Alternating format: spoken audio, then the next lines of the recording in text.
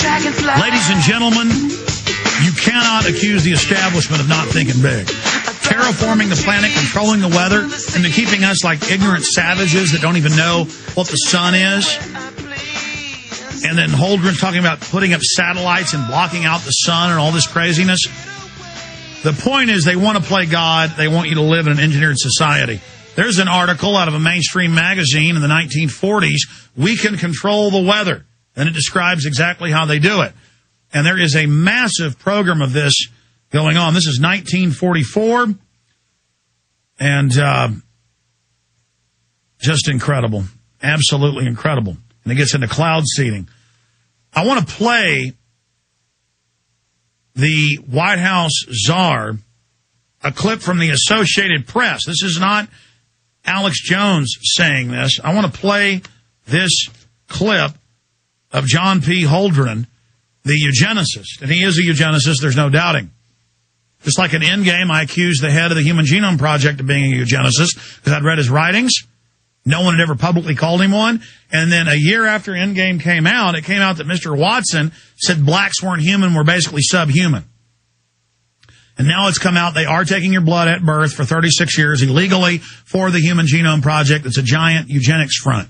Sure, they can get some secondary science from it, and I think it's fine, but they're using it for race-specific bioweapon development. We're going to get Dr. Michael Coffman's take on that and some of the things he's been fighting in this Clean Water Restoration Act that federalizes anything that has water above or below ground, puddles of water, and the Rewilding Act and these wilderness corridors on the rivers. That's all coming up. But here is Holdren to the AP. And notice on the video in the background, by the American flag on the shelf, is Ecoscience, the textbook he wrote for government. A plan of a planetary tyranny to sterilize you. Here it is. We have to look at it very carefully because we might get desperate enough to want to use it. The danger, of course, with geoengineering is one I was referring to a moment ago. We don't understand the system well enough to predict its responses in detail, and that means there's always a danger if you try to engineer the system on a large scale that you will do something that has side effects that are worse than the dimension of the problem you're trying to cure with the geoengineering in the first place. There are a variety of schemes that have been discussed for geoengineering. A classic example is injecting reflecting particles into Earth orbit that would deflect some of the sunlight that would otherwise be warming the Earth, and in that way try to produce a cooling effect to offset the heating effect of carbon dioxide and other greenhouse gases. All right, let's stop right there. You can watch the rest of the clip up on Infowars.com and PrisonPlanet.com. But understand, for over a decade, we found some government documents about high-altitude spraying, these aerosol campaigns. People call them chemtrails. We got called kooks, and there are some kooks that point at a regular ice trail and, say it is a trail when it isn't. But trails at 2,000 feet don't condensate and sit there and get bigger for 5 hours. Real ice trails, real contrails disappear in just a few minutes. There's a massive program going on, and they admit it. Now, if you just Google these terms, all these universities, Department of Energy, NASA brags, oh, look, the Earth's 20% darker, satellite photos of the whole country covered. They really are Revenge of the Nerds scientists who happen to be eugenicists on wild power trips, Dr. Michael Coffman. Again, there's no question of that. It's just phenomenal. When you get back to the chemtrail issues, I'm not an expert on chemtrails, but what I do know is that they're high enough elevation that they actually form kind of a cirrus cloud formation. Now, if you know the politics and the science of global warming, man-caused global warming, this is what they have predicted right from the very beginning. It's inherent in every single climate model that there is at about 6 miles in elevation, what you find is that more cirrus clouds are formed which trap the heat. It's a positive feedback mechanism. I'm not going to get more complicated than that or you won't understand it. But no, the Earth needs this as its shield. Go ahead and give people the science. It basically says that now, first of all, you have to understand that carbon dioxide itself cannot trap much more heat. Very, very small percentage, a couple percent, and that's about it. Because it's the wavelengths, the wave bands that it traps heat in are already saturated, so it cannot do much more. Therefore, the little that it does do, they claim, are going to create more clouds, more thunderstorms, which when they decay, they create more cirrus clouds. Cirrus clouds trap the heat. Low elevation rain clouds reflect the heat, or the sun. Just the opposite. It's a negative feedback. In a positive feedback in the cirrus clouds, the radiation emitted by the Earth is trapped again and remitted down. That means that the upper atmosphere heats faster than the Earth's surface. And this is well explained in our second DVD, the Emerging Science, Global Warming Emerging Science DVD that Alex now has. It is absolutely night and day. What the models predicted was going to happen the last 40 to 50 years, and what has actually happened, they're not the same at all. It's now, like Dr. Coffman, explain this to me, though, because there's other big major films like the Great Global Warming Swindle. They have all these climatologists and scientists and physicists from around the world, literally the top names. There's now 37,000 of them have sent a letter and petition to the government. The government won't even read it, won't allow them in testimony.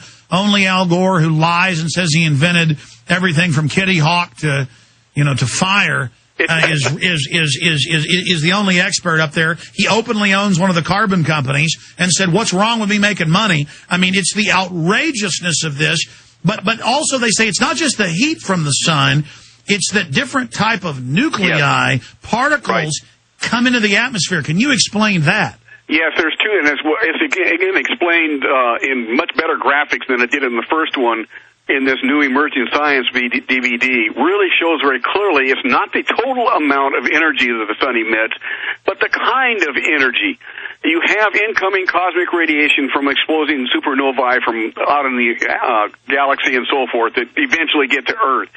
Those, and it's been shown in experiments now to be correct, those cosmic radiation particles, when they enter the Earth's surface or enter the Earth's atmosphere, they start to condense out and ionize and create water droplets. When they create water droplets, clouds eventually form, and when you have clouds, low elevation clouds, if you've ever flown an airplane above these clouds, it is a bright white. That's because the sun is reflecting off of those clouds. Now let me understand. So it's almost like just the space rays, not just the sun's rays, and this whole spectrum of different particles come in like microscopic meteorites and create almost a energy field, which then generates the nuclei to allow the rain droplets to form. So it's a beautiful, it's a beautiful engine. It's not a crime, and carbon dioxide's what plants breathe. It's not a chemical weapon that'll kill you. Water's good. Oxygen's good. It's not with Al-Qaeda. Absolutely. In fact, we can probably have 300 to 400% increase in our carbon dioxide, and the Earth would be much better off for it. Both plant productivity, food production, and it will not hurt us. In fact, I've seen those studies that during some of the warming periods with the dinosaurs were the most plentiful, that it was many times higher and that the Earth was much more tropical. Yeah, absolutely. Probably about 10 times greater concentration during that period of time. And the Earth was much more tropical. Vegetation was flourishing and abundant. And every time, in fact, the science has actually shown that there's been a 12% increase in food production, global food production, because of the increased carbon dioxide we've had the last 50 years. There's nothing negative about carbon dioxide. It's all positive, but yet they're calling it a pollutant, and because it's a pollutant, then they can control our lives. But I've done the dihydrogen monoxide joke with people at restaurants on the street, and I tend to go out with a camera and do it because you can say, hey, we need to restrict carbon dioxide, right? And they go, yes, it's evil. And I go, what about dihydrogen monoxide? It's in the water. And almost every adult, even people in suits downtown, will go, yes, ban it. It's water. I assure the viewers, people that support this, that water is not bad. Absolutely. It is amazing. We have been so sensitized in our educational process that anything chemical is bad for us. Well, I'm afraid anything that we eat, drink, or otherwise is chemical, and the fact that we have this aversion to the name chemical is been ingrained in us in our educational process, in the television ads, all the rest of it, so that we just recoil away from it, and we shouldn't. We have to understand what it is and then treat it accordingly. Well, what about the brainwashing? Did you know that there are scores of video games where the zombies are carbon dioxide blobs and the kids shoot them, and then it's just total brainwashing in the schools. And the New York Times reports that kids go home and write mock tickets to their mother because they take a hot bath, and the mother goes, I'm glad they're ordering me around this. I mean, they're turning us into a total Stasi society. What about the Green Bill with the home inspections and the federal language about they can kick you out of your house, no judge, no jury? This is total tyranny. It is total tyranny, and you and I have, and others, have been warning the people for 15 years or more about this very thing. It's now right in front of us, and we have a last opportunity to stop it by calling your congressmen and senators and saying, no, I'm going to throw you out of office if you vote for these things. And there's just not one thing. There's a dozen of them out there. It would be best if we just shut down Congress and they didn't do anything for 4 years.